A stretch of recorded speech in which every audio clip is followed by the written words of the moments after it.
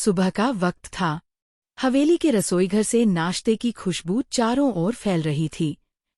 रसोई में काम करने वाली नौकरानियां हंसी मजाक में लगी थी, लेकिन उस हंसी के बीच कहीं एक जहर घुला हुआ था। डाइनिंग टेबल पर हवेली के कुछ सदस्य बैठे थे, बुआ जी, चाची जी और कुछ रिश्तेदार। बातों का सिलसिला शुरू हुआ तो निशाना बना मिल्ली, दुर्गा देवी की बेटी। पहले तो उन्होंने धीरे धीरे ताने मारे, जैसे किसी की पीठ पीछे फुसफुसाहट हो। देखो, इतनी बड़ी गलती करने के बाद भी घर में चैन से बैठी है। अरे, अब तो इसको नौकर का काम करना चाहिए। बस यही इसकी असली जगह है। और फिर सबके चेहरों पर हंसी फैल गई, वो हंसी जो जहर से भरी थी, जो किसी के दिल को छील सकती थी। मिल्ली वहां चुपचाप बैठी थी। उसने सिर झुका लिया, उसकी आंखों में वो पुराना डर लौट आया था। उसका हाथ कांप रहा था। वो चाहती थी कि धरती फट जाए और वो उसमें समा जाए। टेबल के दूसरी ओर बैठी थी दुर्गा देवी। पहले तो उन्होंने कुछ नहीं कहा, शायद सोचा कि बड़े हैं, समझ जाएंगे। पर जब बुआ जी ने अपनी हद पार की और जोर से बोली, अरे, ऐसी बेटी को तो दरवाजे के बाहर ही बैठाना चाहिए। घर में जगह है ही नहीं इसके लिए। बस वही पल था जब एक माँ का धैर्य टूट गया। दुर्गा देवी की आंखों में आग सी चमक उठी। वह धीरे धीरे कुर्सी से उठीं। हर कोई उनकी तरफ देखने लगा। कमरे में एक ऐसा सन्नाटा छा गया कि घड़ी की टिक टिक भी साफ सुनाई देने लगी। वह बुआ जी की तरफ बढ़ी और सख्त आवाज में बोली, आपकी हिम्मत कैसे हुई मेरी बेटी के बारे में ऐसी बात करने की? उनकी आवाज में वह गूंज थी जो हवेली की दीवारों को हिला सकती थी। क्या आपको लगता है कि इस घर में कोई भी मेरी बेटी को नीचा दिखा सकता है? नहीं बुआ जी, अब नहीं।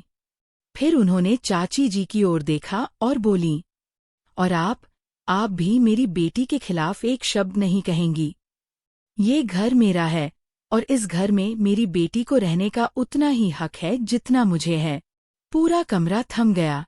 कोई हिल नहीं रहा था, कोई सांस तक नहीं ले रहा था। मिल्ली की आंखों में आंसू थे, मगर इस बार वो आंसू दर्द के नहीं, गर्व के थे। दुर्गा देवी ने अपनी बेटी को पास खींचा, उसके सिर पर हाथ रखा और बोली, अब कोई तुम्हें कुछ नहीं कहेगा। अब तुम मेरे साथ रहोगी, मेरे कमरे में। अब कोई तुम्हें ताने नहीं मारेगा, क्योंकि मैं तुम्हारी माँ हूँ और तेरे लिए पूरी दुनिया से लड़ जाऊंगी। इन शब्दों ने मिल्ली के दिल की सारी पीड़ा जैसे बहा दी। उसके चेहरे पर पहली बार सुकून झलकने लगा। अहाना, जो ये सब दरवाजे के पास से देख रही थी, उसकी आंखों में भी खुशी चमक रही थी। वह सोच रही थी, आखिरकार दुर्गा देवी ने वह कदम उठा लिया जिसका सबको इंतजार था, अपनी बेटी के हक के लिए खड़ा होना। लेकिन घर के बाकी लोग सन्न थे। बुआ जी और चाची जी के चेहरे पर हैरानी और अपमान का मिश्रण साफ दिख रहा था। उन्हें उम्मीद नहीं थी कि दुर्गा देवी कभी इस तरह उनके खिलाफ खड़ी होंगी। बुआ जी के चेहरे पर क्रोध की लकीरें गहरी होती जा रही थीं। वह बिना कुछ कहे वहां से उठीं, पर जाते जाते उनकी आंखों में एक खतरनाक चमक थी, मानो वह मन ही मन कोई बदला लेने की ठान चुकी हों। दुर्गा देवी ने पूरे परिवार के सामने घोषणा की, अब मेरी बेटी के साथ अगर किसी ने भी बदतमीजी की तो वह इस घर में नहीं रहेगा। ये घर अब डर और अपमान की जगह नहीं रहेगा, बल्कि प्यार और सम्मान का घर बनेगा। हवेली की दीवारों ने मानो राहत की सांस ली। मिल्ली ने अपनी माँ का हाथ थाम लिया। माँ, आपसे बड़ी ताकत दुनिया में कोई नहीं, उसने धीमे से कहा। दुर्गा देवी ने मुस्कुराकर उसके सिर पर हाथ फेरा। नहीं बेटा, ताकत तो तू है। तूने सब झेल लिया, लेकिन हार नहीं मानी। अब वक्त है तू अपने कदमों पर खड़ी हो। अहाना आगे बढ़ी और बोली, मां जी, आप चिंता मत कीजिए। अब मिल्ली अकेली नहीं है, मैं इसके साथ हूँ। हम दोनों मिलकर इसे फिर से आत्मनिर्भर बनाएंगे। दुर्गा देवी ने उसकी ओर देखा, आंखों में आभार था। अहाना, तूने जो किया वह एक बहू नहीं, एक बेटी करती है। मुझे गर्व है कि तू इस घर की बहू है। उस दिन से हवेली में एक नया माहौल बन गया। मिल्ली और अहाना ने मिलकर काम शुरू किया। कभी घर के पुराने सिलाई मशीन पर नए कपड़े सीने का अभ्यास, तो कभी छोटे बच्चों को पढ़ाने की योजना। धीरे धीरे हवेली की औरतें भी उनसे जुड़ने लगीं। जो कल तक ताने देती थीं, आज मिल्ली की तारीफ करने लगीं। रसोई में अब सिर्फ खाने की नहीं, आत्मसम्मान की खुशबू फैलने लगी थी।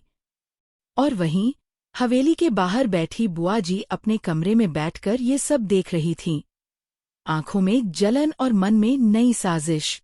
उन्होंने खुद से कहा, देखती हूँ यह इज्जत कितने दिन टिकती है। पर इस बार हालात अलग थे, क्योंकि दुर्गा देवी अब सिर्फ माँ नहीं थी, वह ढाल बन चुकी थी। अहाना अब सिर्फ बहू नहीं थी, वह सहारा बन चुकी थी। और मिल्ली अब सिर्फ बेटी नहीं थी, वह सम्मान की पहचान बन चुकी थी। तीनों औरतें, माँ, बेटी और भाभी, अब हवेली की 3 दीवारों की तरह थीं, जिनके बीच कोई भी दरार अब आने वाली नहीं थी। उनके साहस ने हवेली की परंपराओं को नई दिशा दी।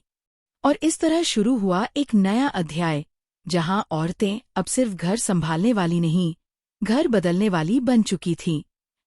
बुआ जी के कमरे में घुसते ही उन्होंने दरवाज़ा जोर से बंद किया।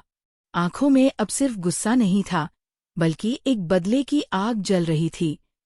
उन्होंने शीशे में खुद को देखा और बुदबुदाईं, दुर्गा देवी सोचती है कि उसने आज जीत ली।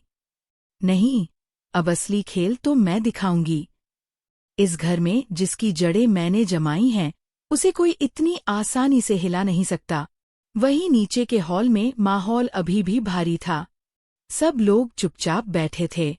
अहाना ने धीरे से माँ का हाथ थामा। उसकी आंखों में मिश्रित भाव थे, राहत, प्यार और थोड़ी सी चिंता। माँ, आपने जो किया, उसके लिए मैं हमेशा आभारी रहूंगी। लेकिन बुआ जी अब कुछ बड़ा करेंगी, मुझे डर लग रहा है। दुर्गा देवी ने उसका चेहरा अपने दोनों हाथों में लिया और बोली, बेटा, जब सच्चाई का साथ होता है ना, तो डर की कोई जगह नहीं रहती। जो गलत है, उसका सामना हमें मिलकर करना होगा। अब वक्त आ गया है कि इस घर की औरतें चुप रहना छोड़ दें। इतना कहकर वह सीढ़ियों की ओर बढ़ी। हर कदम पर उनकी चाल में आत्मविश्वास झलक रहा था।